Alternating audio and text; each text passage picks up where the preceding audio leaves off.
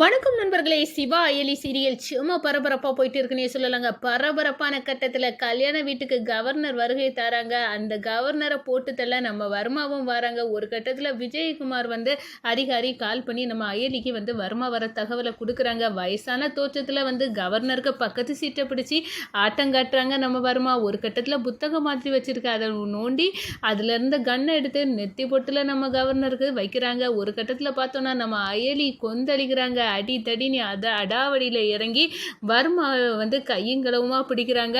அதோட பார்த்தோன்னா எல்லாத்துக்குமே தெரிஞ்சு போச்சு நம்ம அயலி அதிகாரியா அப்படின்னு இந்திராணி வாயை பிளக்குறாங்க.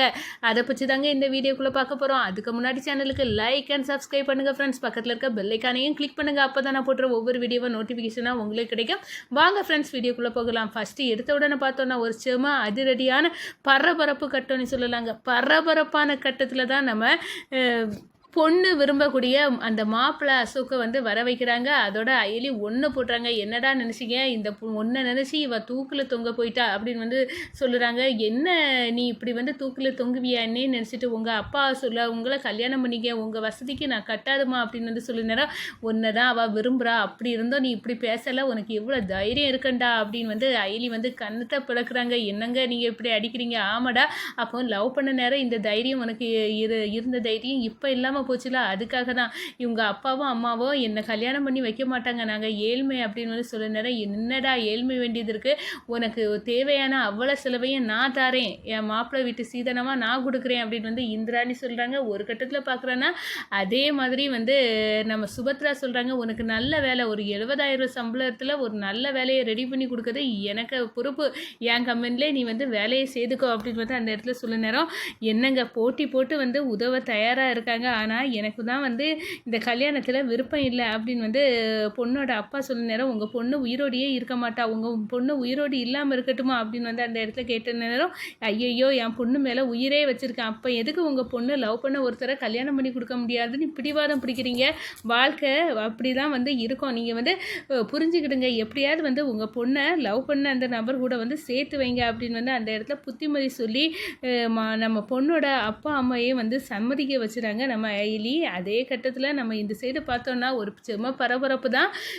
ஏன்னா நம்ம விஜயகுமார் சார் கால் பண்ண ஆரம்பிச்சிட்டாங்க. நம்ம அயலிக்கு கால் பண்ணி இந்த பாருங்கள், நீங்கள் அயலி சிவா நீங்கள் அந்த கல்யாண வீட்டில் அந்த ஸ்பாட்டில் தானே இருக்காங்க, கொஞ்ச நேரத்தில் கவர்னர் வாராங்கள, அதை போட்டுதல்ல வருமாயும் வாரானா அப்படின்னு சொன்னேன். என்ன சார் சொல்கிறீங்க, சும்மா ஷாக்கிங்காக இருக்குது அப்படின்னு கேட்குறாங்க நம்ம அயலி.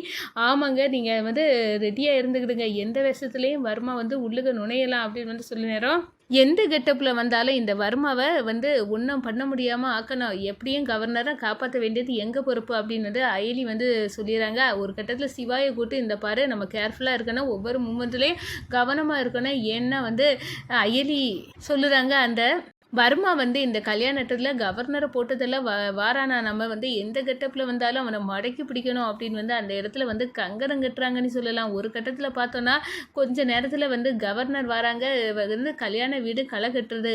நம்ம விஜயகுமார் அதிகாரி கால் பண்ணி என்ன கவர்னர் வந்தாச்சா, ஆமாம் அவங்கள கிட்ட யாரை வரவிடாமல் பார்த்துக்கிடுங்க அயலி அப்படின்னு சொல்லுறாங்க.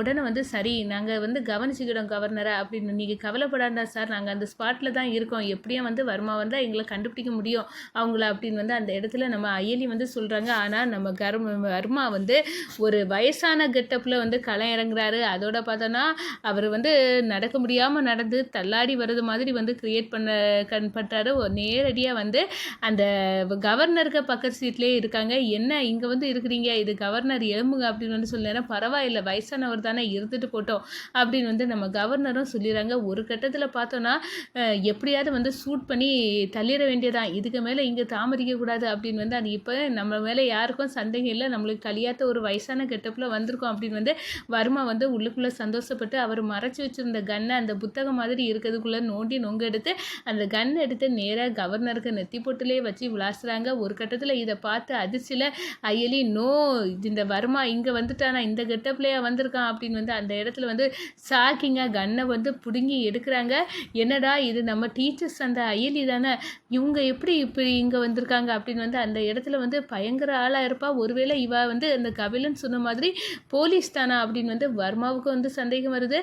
டே நீ தானடா வர்மா, உன்னை பிடிக்கிறதுக்கு தான் இத்தனை காலம் வந்து நான் இருந்த எங்கள் அம்மா சாவுக்கு நீ தானடா காரணம் அப்படின்னு வந்து அந்த இடத்துல அடித்து துவச்சி நம்ம கபிலன் வந்து ஷாக்கிங்காக பார்க்குறாங்க. நம்ம அயலியும் சிவாயும் வர்மாவை வந்து அடித்து துவச்சி வந்து பிடிச்சிறாங்க. அவருக்கு முகத்திரையை வந்து கிழிச்சு எரிஞ்சுறாங்க. ஒரு கட்டத்தில் பார்த்தோன்னா இந்திராணி உண்மையாட்டே இவங்க டீச்சர்ஸ் இல்லையா, போலீஸ் தானா அப்படின்னு வந்து இவங்க பெரிய அதிகாரியா அப்படின்னு வந்து நினைக்கிறாங்க. ரித்திவிகா வந்து பார்க்குறாங்க, அடடா இந்த சிவாயுக்கும் அயலியும் இவ்வளோ பெரிய அதிகாரியாக இருந்துக்கிட்டு அப்போ நம்மளை ஏமாற்றிருக்காங்க, மொத்தத்தில் நம்ம குடும்பத்தையும் ஏமாற்றிருக்காங்க. இவங்க சாதாரண ஆளுன்னு நினச்சா இவங்க பின்பலத்தில் இவ்வளோ பெரிய விஷயம் இருக்குதா அப்படின்னு வந்து அந்த இடத்துல செம்ம ஷாக்கிங்காக வந்து அதிர்ச்சியிலே வந்து நிற்கிறாங்கன்னு சொல்லலாம்.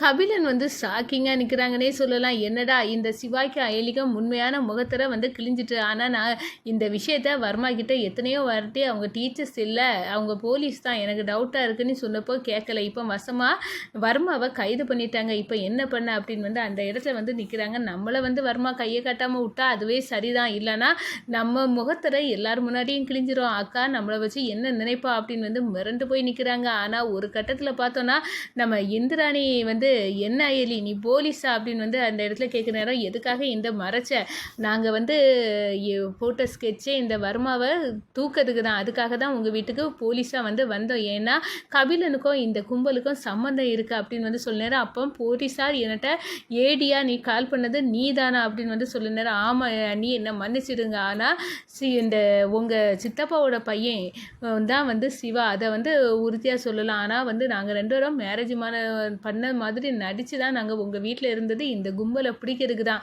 அப்படின்னு வந்து சொல்ல நேரம் பேரதிர்ச்சியாக நிற்கிறாங்க.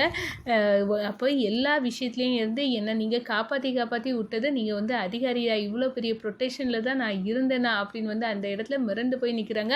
ஆனால் இந்த அயலியும் சிவாயும் செய்து சொன்ன பொய்யை என்னால் இவ்வளோ பெரிய ஆளாக இருந்து என்னால் நான் நம்பிட்டு இருந்தேன் பாரு இவங்க கணவன் மனைவினி அப்படின்னு வந்து அந்த இடத்துல வந்து பேரஞ்சது கணக்காக நிற்கிறாங்க. நம்ம ரித்திவிகா ஒரு பூனை மாதிரி இருந்துக்கிட்டு அவள் அடிக்கடி இப்படி ஏதாவது ஒரு அடாவடி பெர்ஃபார்மன்ஸ் பண்ண நேரம் நம்மளே வந்து திக்குமுக்காடு ஆச்சா, ஆனால் இவ்வளோ பெரிய போலீஸாக இருப்பா அப்படின்னு வந்து எனக்கு தெரியாமல் போச்சு அப்படின்னு வந்து அந்த இடத்துல நினைக்கிறாங்க. நம்ம வர்மா வந்து கபிலன் சொன்னது கரெக்டு தான், இவ அதிகாரி தான், 2 பேருமே சிவாயும் அயலியும், இப்போ என்னடா பண்ண, நம்ம வசமாக சிக்கிட்டோம், இவங்ககிட்ட இருந்து தப்ப முடியாது அப்படின்னு வந்து அந்த இடத்துல சொல்ல நேரம் விஜயகுமார் அவங்க வந்து வாராங்க. அதிகாரிகளை கூட்டிகிட்டு வந்து நம்ம வர்மாவை வந்து கையும் களவுமா பிடிச்சி அரெஸ்ட் பண்ணி போகிறாங்க. அதே நேரத்தில் இந்த வர்மா கிட்ட இருந்து கண்டிப்பாக எங்கள் அம்மாவை எங்கேயோ இவன் மறைச்சி வச்சுருக்கான் அப்படின்னு வந்து அந்த இடத்துல வந்து நம்ம அயலி வந்து சொல்லுடா எங்கள் அம்மா எங்கே அப்படின்னு வந்து அந்த இடத்துல வந்து அயலியோட அம்மாவோட டீட்டெயிலை நம்ம வர்மாவை நொங்கெடுத்து வந்து நம்ம அயலி வந்து அவங்க அம்மாவை வந்து கண்டுபிடிக்காங்கன்னு சொல்லலாம். அதே நேரத்தில் பார்த்தோன்னா இவ்வளோ நாள் வந்து அர்ச்சனா வந்து முகம் தெரியாமல் இருந்து அடிக்கடி நம்மக்கிட்ட வந்து அர்ச்சனாவை ஞாபகப்படுத்தினது அப்போ இந்த ஏடி தானா, ஏடியோட பொண்ணு அந்த அர்ச்சனாவோட பொண்ணு தான் ஏடியா அப்படின்னு வந்து அதிர்ச்சியில் நிற்கிறாங்கங்க வர்மா.